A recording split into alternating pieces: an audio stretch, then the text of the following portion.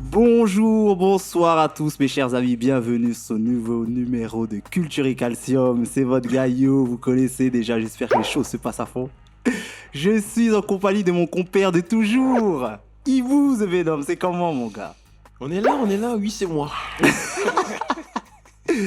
Comment ça se passe man? On est là, ça va, tranquillement. Ouais. Ouais. On a un invité là. On a un bon invité. Ouais, très bon. On a assisté à son événement très récemment. Ouais. Hein, le Battle Bad. Ludo est dans la maison. Comment ça va? Salut, ça va? Ça se passe ou quoi? La forme? Ouais, je suis content d'être là, Bienvenue chez nous. Ouais, je suis bien ici. Bah ouais, Hein? bienvenue, ça nous fait plaisir, on est très content de te recevoir aujourd'hui. Ouais. Donc, du coup, pour te présenter en quelques mots, tu es le fondateur du Battle Bad, donc C'est un ça. événement de danse, compétition. Exactement. voilà, qui est à l'international. Exactement. Ouais. Donc, nous, on a eu la chance justement de pouvoir participer à l'édition de l'année dernière Et de cette année. et de cette année. Et sincèrement, nous, on n'est pas calé danse ou truc, mais Pas du tout. on a kiffé de ouf, gros. Ah, je suis content que vous ayez kiffé, les gars. Hein. Non mais vraiment. Donc on aura l'occasion d'en reparler plus globalement. Mais on va commencer avec notre première question qui est archi simple. Comment t'es venue l'idée de créer cet événement? Ah, Oui. la question qui revient souvent, Bah oui. je dirais. En fait, c'est simple, c'est que déjà, c'est un événement qui a été créé pour les gens du quartier, dans le quartier. De D'accord. base, c'est Parce ça. qu'on m'a pas précisé que Voilà. ça se déroulait cet événement se déroule à Sarcelles. Et chaque année. il est de Sarcelles. Et il est de Voilà. Sarcelles. Voilà. Voilà. C'est ça, donc la base, c'est ça, c'était que on m'avait donné un espace pour faire un atelier ou un stand, et moi, mon truc, c'est la danse hip-hop, tu vois. Ouais. Et avec cet espace qu'on m'a donné dans une maison de quartier qui s'appelle Les Vignes Blanches, qui est pas très loin d'ici, Mhm. il y avait une fête de quartier, et donc moi, ma proposition de base, c'était donner des cours. Mais les gens, au niveau des cours, pour venir dans cette grande salle, parce qu'on m'a donné quand même une salle assez conséquente, Ouais. ils avaient un peu peur de rentrer dans cette salle avec tout cet espace. Ouais. Donc c'était difficile de faire venir les gens. Et du coup, l'année suivante, je me suis dit, bon, on va s'amuser, on va faire un petit battle. À Ouais. l'époque, il y avait des gars comme Devron, Boubou.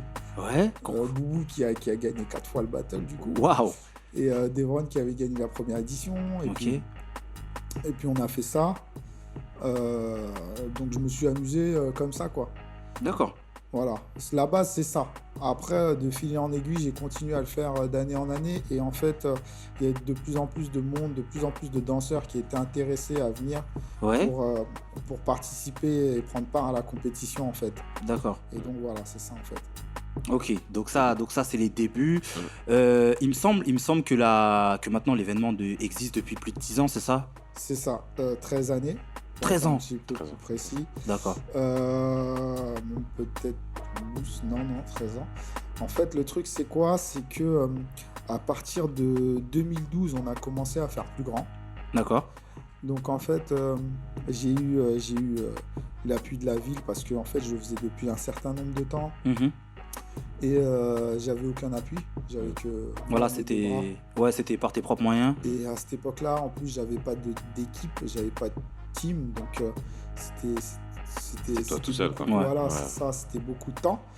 Et à la suite de ça, à partir de 2012, Ouais. j'ai commencé à avoir de l'appui et j'ai pu monter une team à partir de 2014, sur l'année 2014. D'accord. J'ai monté une team avec donc Spyro, Karim, Spyro, voilà, qui sont Et- toujours avec toi. qui sont toujours avec moi Ouais. et qui font un taf vraiment de ouf. Donc big up à eux parce qu'ils font 90% du taf, je dirais, ou 80% du taf. Et qui ramènent aussi de bonnes idées. D'accord. Donc ça veut dire que souvent il y a des petites nouveautés et on en débat. Ouais. et on voit si on apporte cette nouveauté ou pas. Mais en tout cas, c'est un gros travail qu'on fait à l'année, quoi. Ok. Et tu parlais justement des débuts, du fait que tu voulais donner des cours. Mais toi, justement, comment tu as eu cet amour pour le hip-hop et pour la danse? Toi qui t'as donné envie de danser, du coup. Ah ouais, ça, c'est des questions profondes. Pas loin. Ok. Donc, en fait, moi, j'ai commencé la danse peut-être vers 98, 99. Ah ouais, j'avoue. C'était avec des potes du quartier. En fait, parfois, tu es là, tu galères. Et tu sais, c'était en mode... en fait, à Sarcelles, c'est quoi? On fait du foot. Ouais. On est tous des footeux. On est tous Ouais, c'est des vrai. footeux C'est vrai, c'est à vrai. mort, tu vois. Donc, j'ai fait du foot, même si j'avais fait d'autres sports avant, Ouais. comme du judo, de la boxe française. Hmm.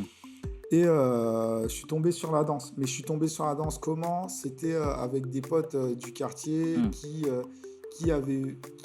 en soirée faisaient des petites waves et tout. À Ouais. l'époque, on était très jeunes. Ouais. Et dans les fêtes de quartier, ça faisait des petites waves, ça faisait des petites animations, tu vois, Ouais. comme ça. Et puis au final, il y a un mec qui a été à un cours, un de nous qui a été à un cours d'un prof de danse qui s'appelle Fox, D'accord. qui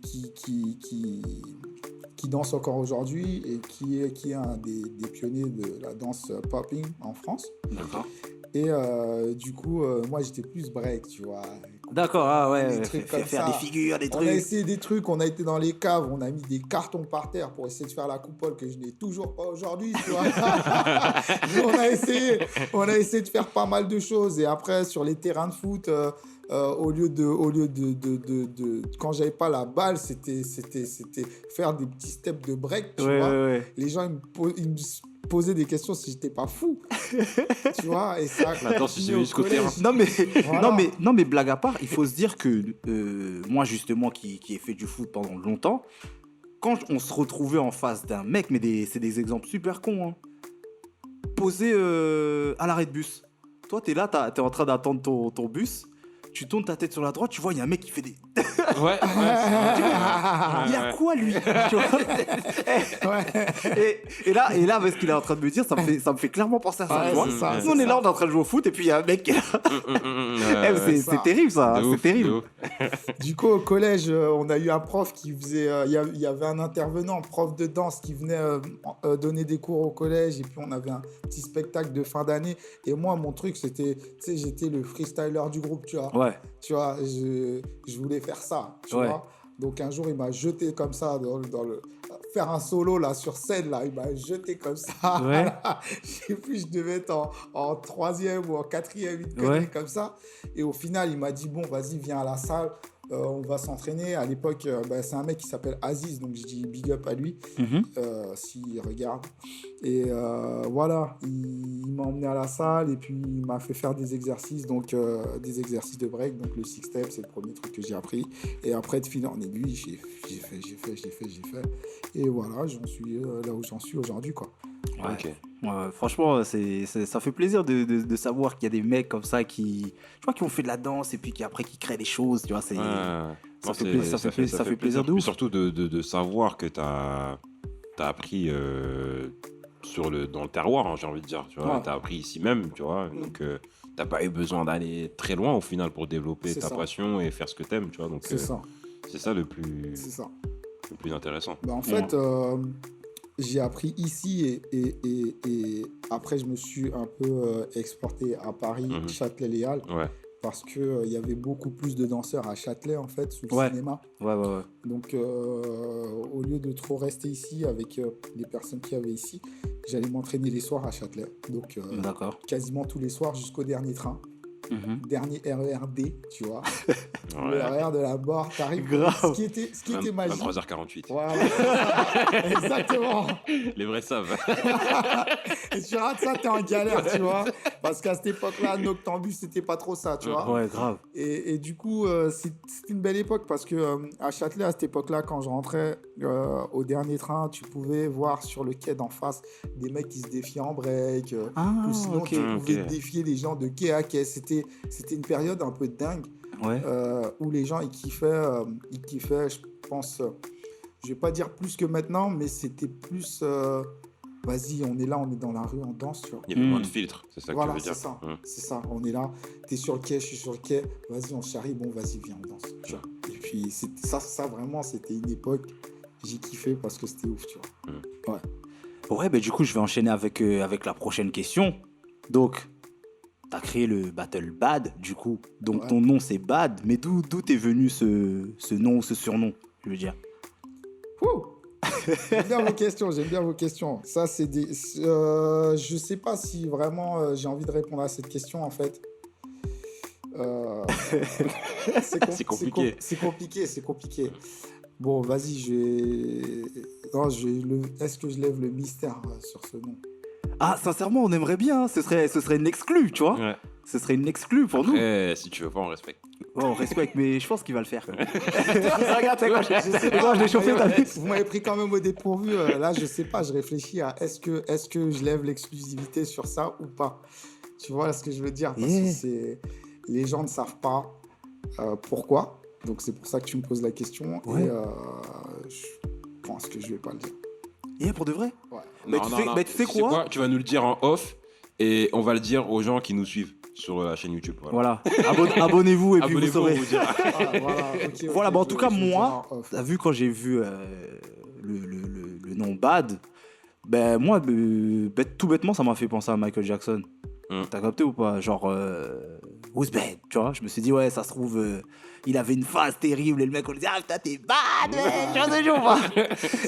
Ça aurait pu. Et du coup, ouais, non, moi, je me posais grave la question. Mais en tout cas, ouais, j'ai pensé à ça. Ibou, toi, tu t'es posé la question ou même pas? Non, franchement, je n'ai pas posé la question.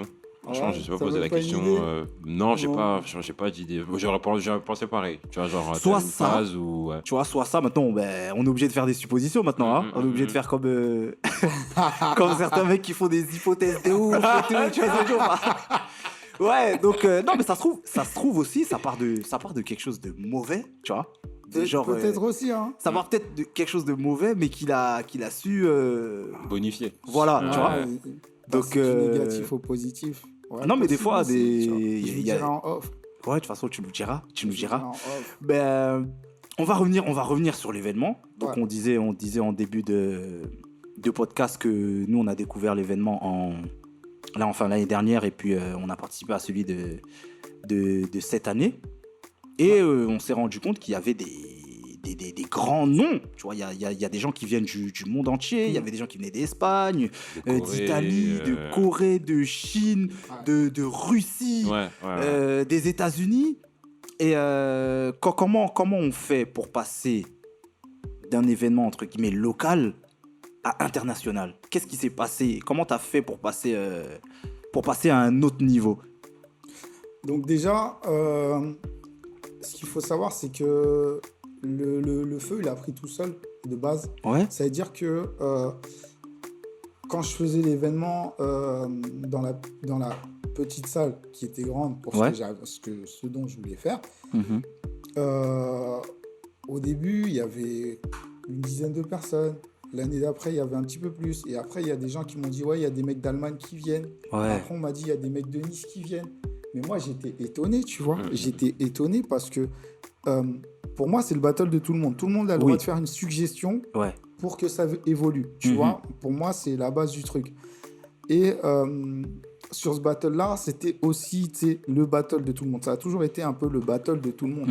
Et ce qu'il faut savoir, c'est que à la base, les gens, ils venaient pas pour gagner 1000 balles, pas pour gagner 2000 balles, parce qu'il y avait des places de cinéma à gagner, mec.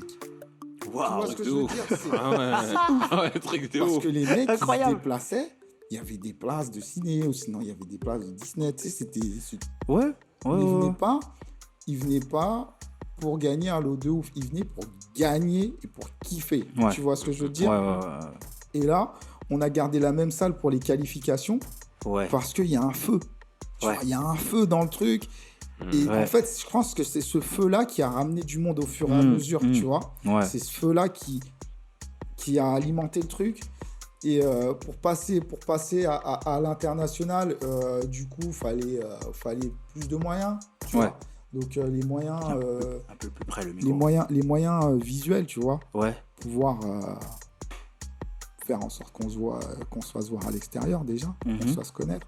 Ouais. Et aussi ramener de belles personnes. Parce que les premières personnes que j'ai ramenées, c'est quand même J.R. Bougalou, un gars des USA que je kiffais à mort. Ouais. Et aussi Monsta Pop, un danseur canadien. D'accord. Que j'avais rencontré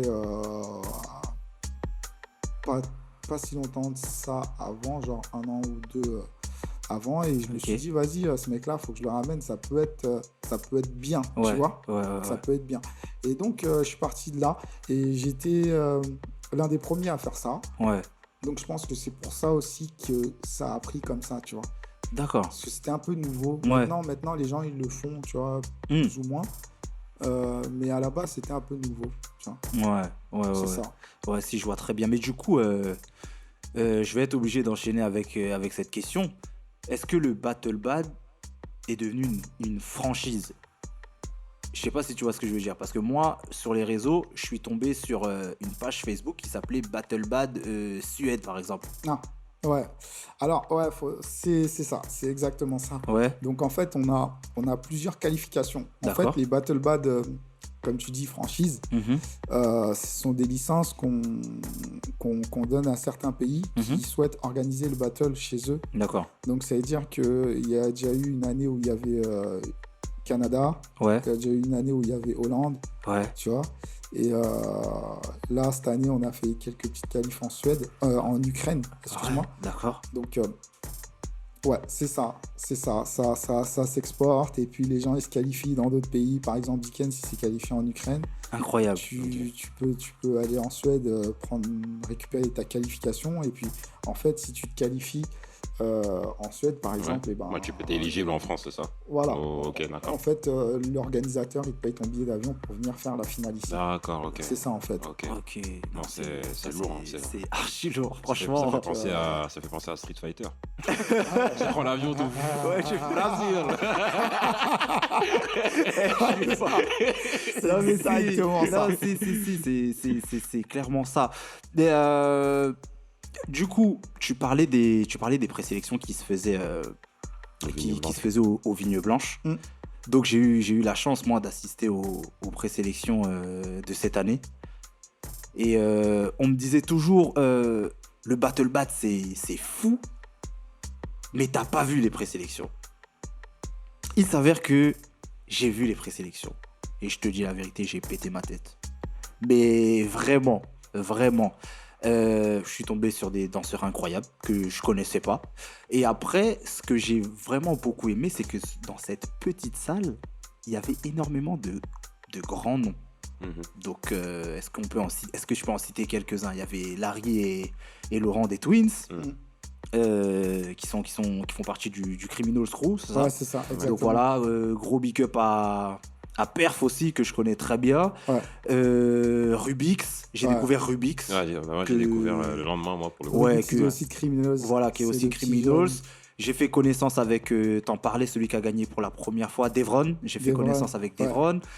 Et voilà, tout Sarcellite, donc gros big up à tout le Sarcellite, Gilo, le petit ref, Mosé, Dickens, Lexon, Kosni, tous les autres, voilà, on en oublie quelques-uns, mais voilà. Et il y a une ambiance de fou, il y a une atmosphère, il y a une vibe incroyable en présélection. Le niveau est archi élevé. Et il faut savoir que pour basculer au final, vous n'en gardez que 16, il me semble. C'est ça. Non, on n'en garde pas 16. Sur les qualifications la veille, on en garde 8. Voilà, 8. Parce qu'on en a déjà 8 de base. Exactement, qui se sont qualifiés dans d'autres pays. Voilà. Donc, on n'en garde que 8. Mais avant d'en garder 8, on en garde 16 en fait. Voilà, c'est ça. Il y a un genre de second tour où... Voilà, c'est ça. Voilà, okay. Les gens, il y a un filtrage, il y a un gros filtrage. Ouais. Donc, si tu arrives à être dans les 8, c'est pas un hasard. Ouais. Et voilà, tu vois. Ouais. C'est que ce jour-là, tu as vraiment performé, tu vois. Vraiment. Ben justement, je suis obligé de rebondir sur ça. J'ai eu l'occasion de voir déjà les Twins en présélection, c'était incroyable. Mais il y a quand même un danseur qui m'a marqué le jour de ces présélections-là, c'est Gilo. Gilo, c'est l'homme du match, hein. Ah non, Gilo, c'est l'énergie. Non, mais Vraiment. il faut savoir que Gilo, ce jour-là, d'habitude, il passe à 2. Ils sont passés à 3. Ouais. Je pense que c'était exceptionnel. C'est ça. Ils sont passés à 3. Donc, il est tombé face à 2 femmes qui étaient excellentes. Donc, il y avait Titi, il me semble. Je me rappelle plus du nom de la deuxième danseuse.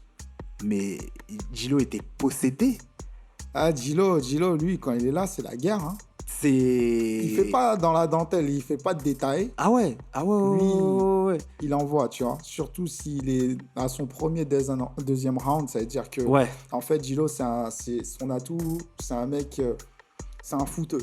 Ouais. Et sa danse, c'est une danse de footeux. tu vois. Exactement. Ça Ouais. veut dire que pour moi, c'est l'attaquant, tu vois. Ouais.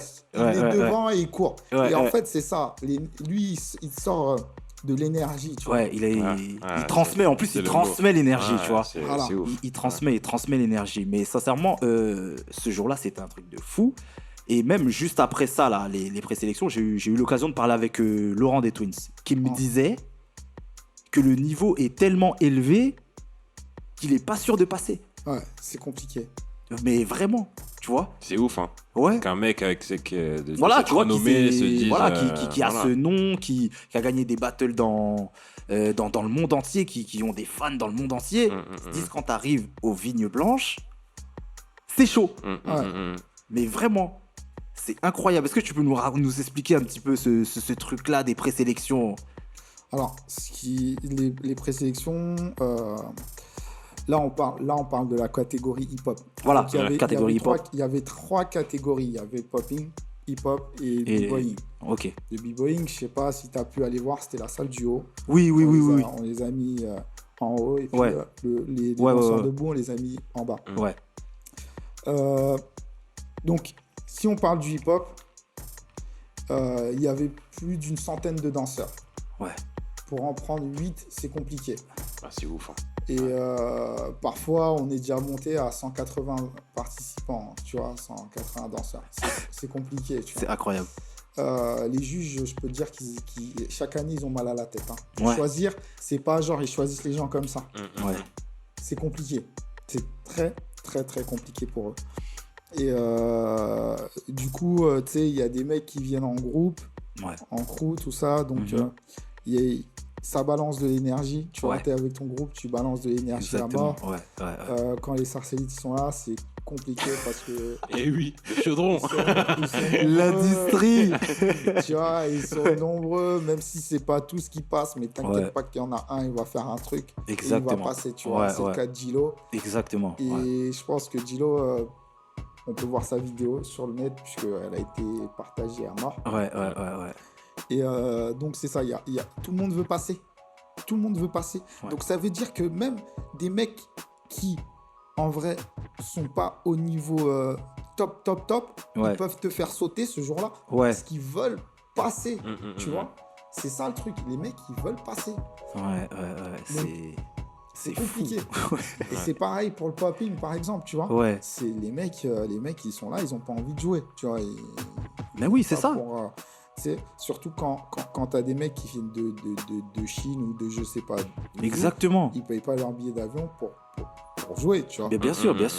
C'est ça. Non, ça, moi, je trouve ça vraiment impressionnant. Ce que je trouve plus impressionnant dans le Battle Bad, c'est justement le fait que ça ait pris cette ampleur internationale et de voir en fait que tout le monde parle le même langage en fait. Ouais. Tu vois, c'est ouf de voir que les énergies sont les mêmes, le respect du public aussi, j'aime beaucoup. Voilà, on n'est pas trop chauvin. Voilà, on est à Sarcelles, en France, mais on n'est pas trop chauvin. C'est-à-dire quand il y a un Coréen ou un Américain qui monte sur scène, voilà, s'il fait quelque chose de lourd, c'est lourd. Voilà, c'est ça. Exactement. Et vraiment, ça, j'ai vraiment apprécié. J'apprécie vraiment.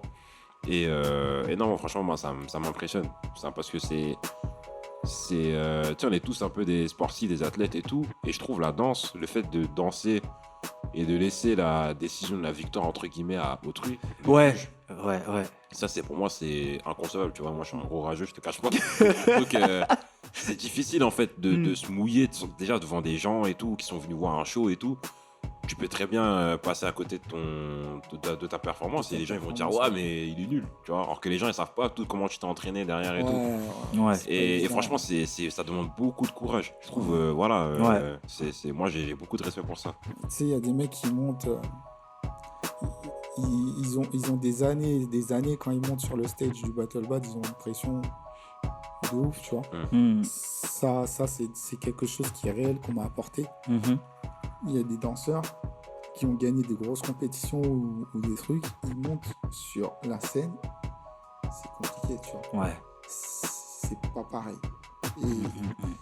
Et là aussi, il y a certains qui ont rien à perdre, donc ils se disent bon, moi, je suis l'outsider, j'ai rien à perdre, je veux dégommer les gens. Ouais. Tu vois. Ouais. Et le mec, c'est la tête d'affiche, et là, il se dit c'est chaud. Tu vois. Ouais. Ça arrive. Après, il y a aussi des gars qui n'ont pas d'expérience, et ils arrivent, c'est dur pour eux, tu vois. Ouais. T'es là, t'as passé les qualifs, t'es content, t'as donné ton juice, Ouais.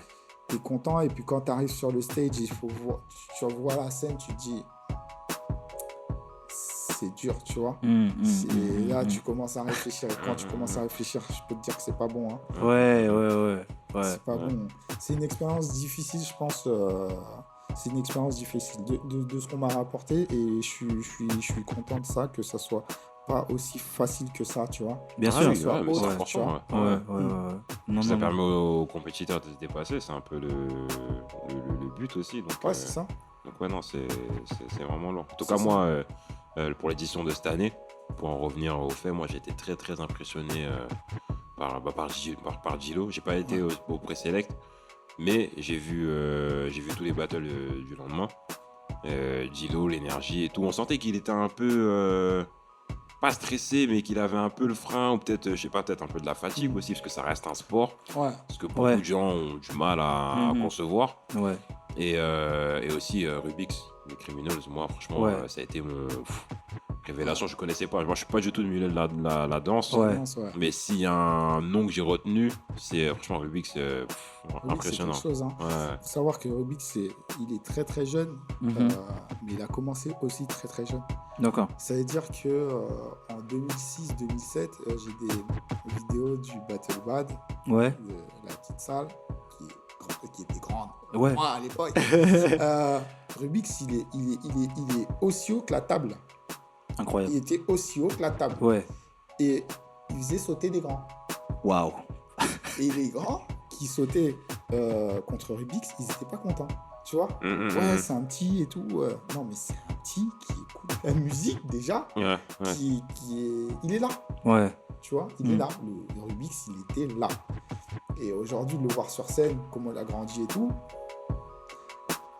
tu vois, il a pris la bonne évolution. Quoi. Grave. Le gars, il n'a pas lâché, il est encore... non, c'est bon. J'aime bien ça, Rubix, j'aime bien. Non, Ouais. Une question, Yo. Oui. Du coup, pour ceux qui savent pas, la finale, en fait, la grande finale a lieu à Sarcelles, dans la salle André Malraux. Ouais. Par rapport à toutes les grosses compétitions de danse qui existent, elles sont toutes sur Paris, tu vois. Ouais. On est d'accord. Ouais. Est-ce on parle d'Île-de-France, ouais. Oui, voilà. Beaucoup. Est-ce que c'était... Pourquoi est-ce si important pour toi, je pense, que toutes les finales soient à Sarcelles? Déjà, d'une part, parce que toutes les compétitions sont à Paris. D'accord, déjà. Seconde part, c'est que je suis chez moi ici. Ouais. Tu vois. J'ai pas forcément envie d'aller à Paris dans un endroit que je connais pas, donner aux gens que je ne connais pas. Okay. Je préfère d'abord donner chez moi à mon entourage que je côtoie, que je connais, les jeunes qui sont... Il y a des jeunes ici qui vont pas forcément pouvoir aller à Paris. Exactement. Tu vois, aller à Paris, voir des compétitions de danse. Ça se trouve qu'ils seront même pas intéressés déjà à voir une compétition de danse s'ils l'ont pas devant eux. Voilà. Donc là, le truc, c'est que les jeunes qui ont la chance de venir au battle et qui en entendent parler et qui font le déplacement, parce que sur Paris, comme je le répète, ils vont pas faire forcément le déplacement Mm. pour prendre le RER et aller à Paris Mhm. pour aller voir une compétition qui va coûter je ne sais combien en plus, tu vois. Ça va être compliqué. Quand ils arrivent au Battle Bad, ben, ils ont la chance de voir et de côtoyer pour quelques instants, quelques minutes ou une journée, Ouais, des gens qui ne parlent pas forcément leur langue. ouais. Tu vois, ça veut dire que c'est aussi une ouverture d'esprit et culturelle qu'on leur apporte de pouvoir échanger avec des gens qui tu sais, t'échanges avec un japonais, t'échanges avec un coréen, et tu échanges ici, près de chez toi, Ouais. et tu les vois faire des performances de ouf qui vont peut-être te donner l'envie de faire la même chose, qui vont te donner peut-être... Parce qu'avec la danse, en fait, on peut transmettre beaucoup de choses et il y a beaucoup de choses à faire. Exactement. On n'est pas juste sur scène, nous, à danser. Nous, on danse, ok. Mais il y a des mecs qui filment. Ouais. Peut-être que toi, tu vas voir la danse, tu vas regarder la danse, tu as 15, 16, 17, 18 ans, tu vas voir de la danse, mais tu vas pas être forcément fort ou là-dedans ou attiré par ça, mais tu vas peut-être te dire, oh, j'aurais bien voulu filmer ça. Ouais. Tu sais, que tu commences à faire une formation sur... tu sais, je dis des trucs bêtes. Non, mais si, c'est ou ça. même, faire des photos, venir, t'as ton appareil, et tu dis, ouais, vas-y, j'ai envie de faire un petit peu de photos. Oh, il y a un battle, je vais faire des photos, tu vois. Ou, tu sais, ça peut emmener les jeunes à faire peut-être autre chose que la danse ou à faire de la danse, tu vois. Et pour continuer là-dessus, c'est que la danse aussi, comme le karaté ou tu sais, des sports de valeur,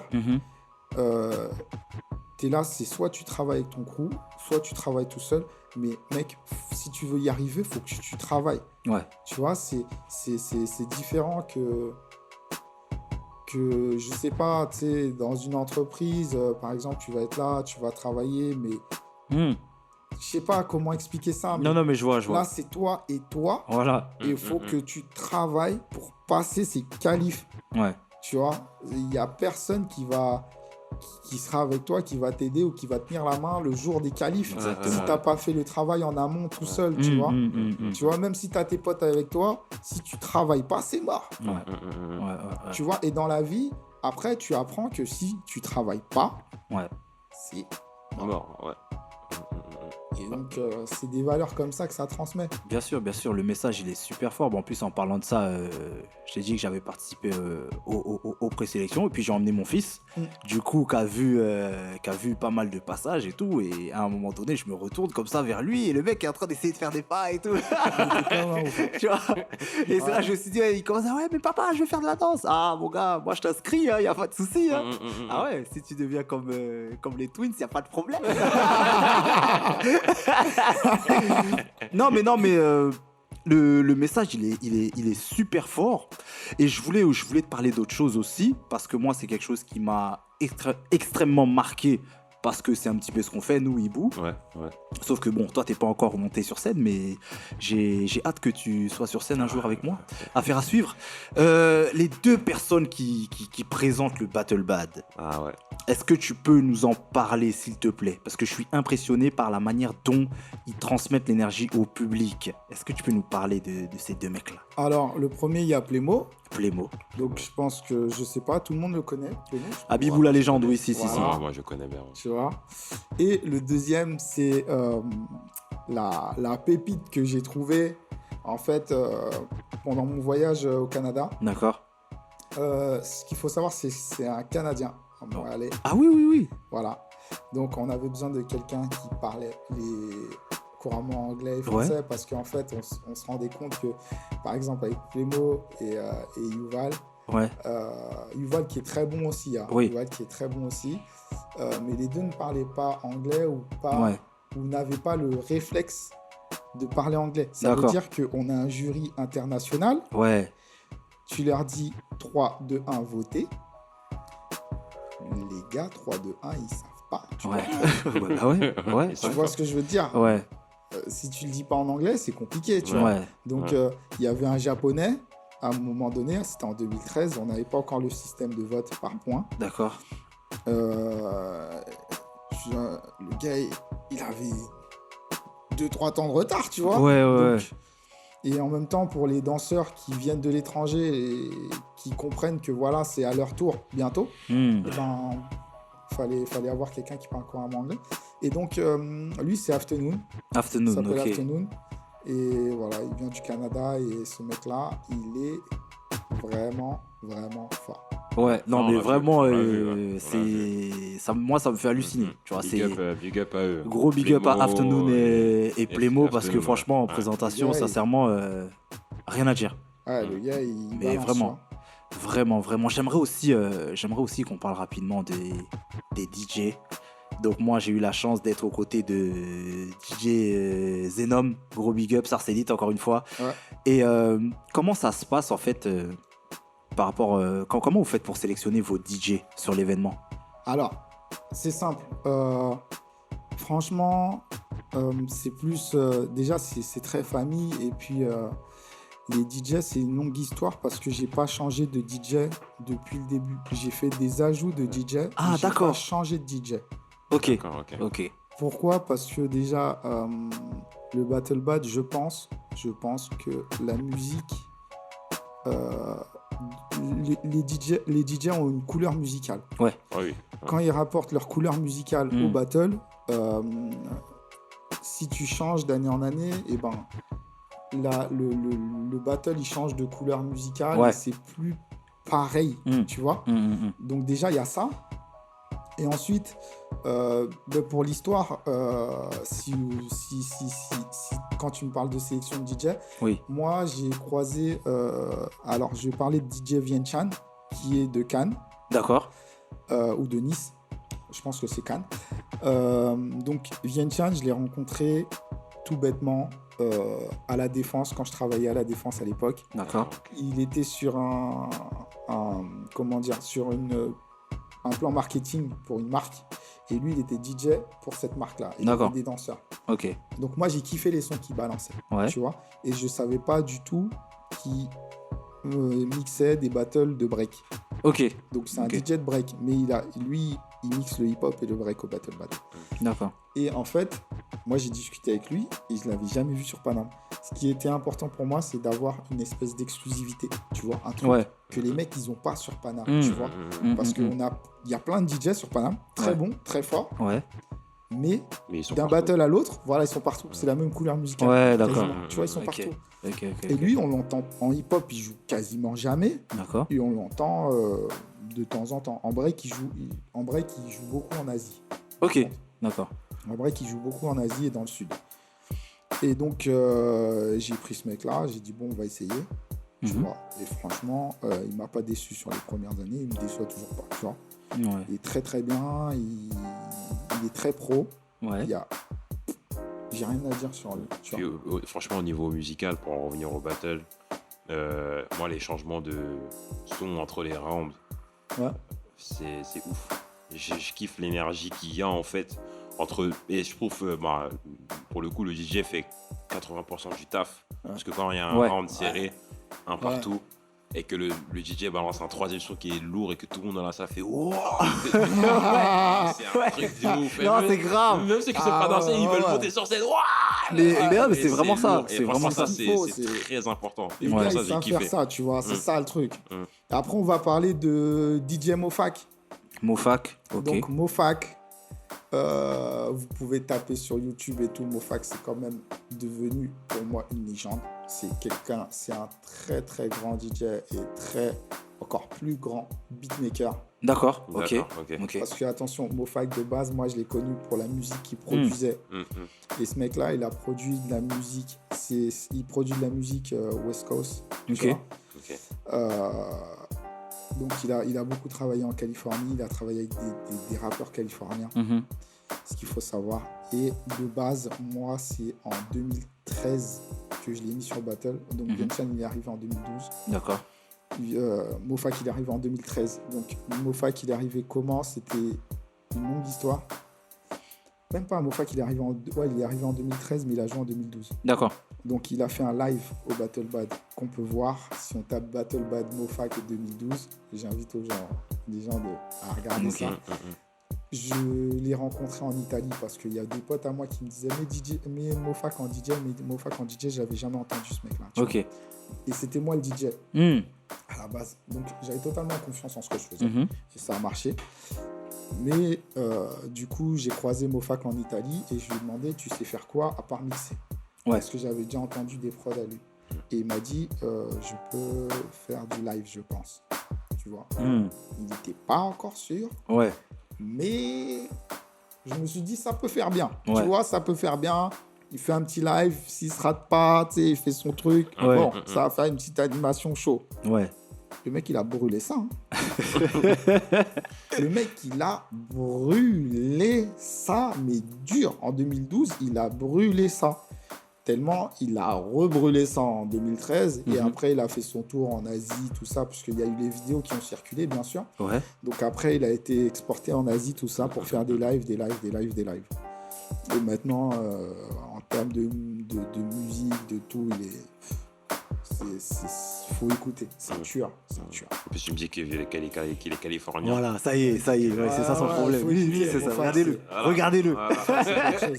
Et donc lui, c'est lui qui mixe la catégorie popping, D'accord. Ok. donc avec moi, puisque y a beaucoup de rounds, donc on le fait à deux, tu vois. Ok. Zenom qui fait la catégorie hip-hop avec Vientiane, Ok. Zenom qui est arrivé l'année dernière D'accord. sur le battle. Ok. Donc pour donner une petite fraîcheur sarcelloise. Ouais. Ah, tu vois, un petit flava. Ouais. Et Alpache, DJ Alpache, qui est le DJ B-Boy, break, Ouais. et qui lui aussi, depuis quelques temps maintenant, il commence à faire ses propres prods pour le B-Boying, donc ça ramène quelque chose de frais. Ok. Et qui mixe aussi avec Vientiane. Donc les deux se partagent. Et Alpache, il est aussi de Argentin, il est pas très loin. Et il faut écouter aussi Axolo. Il a un SoundCloud, tout ça. Donc, D'accord. Ok, on ira voir. On partagera ça, tout ça en plus en détail dans la description. Ouais, bien sûr, on va tout mettre dans la description. Et du coup, t'as une question ou pas? Non, moi. Ok, ben la dernière question, bien sûr. Alors, quels sont les projets à venir? Alors les projets à venir. Ben là, je sais pas encore. C'est parce que c'est encore dans le coffre, tu vois. Mais je pense de une extension du battle sur d'autres disciplines, peut-être. D'accord. Si on en a les moyens de faire et tout. Une extension du festival, on va dire. Puisque faut dire que Battle Bad, on n'a pas dit ça, mais c'est sur 3 jours en fait. Oui. Donc vrai. En fait, le vendredi soir, il y a la soirée show. Voilà. Et le samedi, il y a les qualifs. Voilà. Et la finale, c'est le dimanche. Le dimanche. Maintenant, on va essayer de faire une extension. J'espère que ça va prendre, que les gens ils vont kiffer. Donc ça, je le garde pour moi. Affaire à suivre. Plein d'autres projets sur d'autres événements en cours de création. D'accord. Donc voilà. Ok. Grosso modo, c'est ça. Ok. En tout cas, nous on attend, on a kiffé le Battle Bad et puis tout ce qu'on peut te souhaiter, c'est le meilleur. Merci. On te souhaite le meilleur et merci beaucoup d'avoir répondu à notre invitation. Comme vous pouvez le comprendre, c'est la fin de ce podcast. Sans souci. On vous invite à aller jeter un coup d'œil sur les réseaux. C'est simple, Battle Bad. Donc voilà, sur Instagram, sur Facebook, sur YouTube et surtout sur Snap. Non, pas sur Snap. Pas sur Snap, mais allez voir, les vidéos sont incroyables, clairement. Et voilà, si un jour vous êtes dans le coin et que vous traînez à Sarcelles comme ça, l'année prochaine, voilà, il y aura l'édition 2020. Prochaine en septembre. Voilà, en septembre. Toujours. Donc voilà, si vous avez kiffé, n'oubliez pas, likez. Non, mais likez d'abord. Likez déjà, ouais. Commentez. Partagez. Et abonnez-vous, Vas-y, je te laisse enchaîner, vous. Abonnez-vous. Abonnez-vous à la chaîne YouTube, abonnez-vous au profil Instagram, Calcium TV. Ouais. Abonnez-vous au Facebook, Calcium TV. Tout est pareil, toujours. Voilà, ça bouge pas. Ça bouge pas, plein de contenu sur IGTV, plein de petites vidéos. Voilà, il y a plein de choses qui arrivent plein là. de choses qui arrivent. Plein de choses qui arrivent Donc prochainement. voilà. Et on en profite pour faire un gros big up à notre gars sûr, Nagui de Just Exist. Bah oui, regardez-moi cette toile incroyable. Ça, Donc, vous c'est avez ouf. Bart Simpson, Ça, pour moi, c'est. vous avez Dexter, Ça, c'est vous vraiment- avez la chose, vous avez la panthère, voilà, l'éléphant de Côte d'Ivoire, qui est là. Donc voilà, le petit décor, gros big up à Nagui. Gros big up à Nagui, gros big up à À Mathieu, à la prod, à Mathieu. Béné et à toute notre team. toute notre J'aurais voulu team. faire un Booba. petit big up aussi à Bien ma sûr, team, bien tu sûr, vois. Bien sûr, allez, vas-y. Ma petite team Battle Bad, là, Spyro, Ouais. Karim, Jean, tout ça, là, je voulais leur faire un big up. Vas-y. Le taf qu'ils font, frère, je le redis, le taf qu'ils font, c'est l'agence touristique.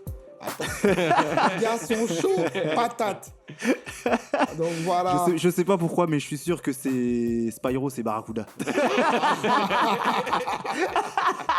Faut pas m'en vouloir, gros. Donc voilà, je voulais leur faire un gros big up. C'est important, c'est important. Parce que sans eux, ça avance pas aussi, tu vois. Ouais. Et voilà. c'est tout. Ok. Non, c'est parfait. Donc, c'est la fin de ce podcast. Yup. On vous C'était... remercie. Oui, on vous remercie, bien sûr. C'était Yo, OBG, en compagnie de... Ibu, The Venom. À bientôt. Oh Merci yeah. beaucoup.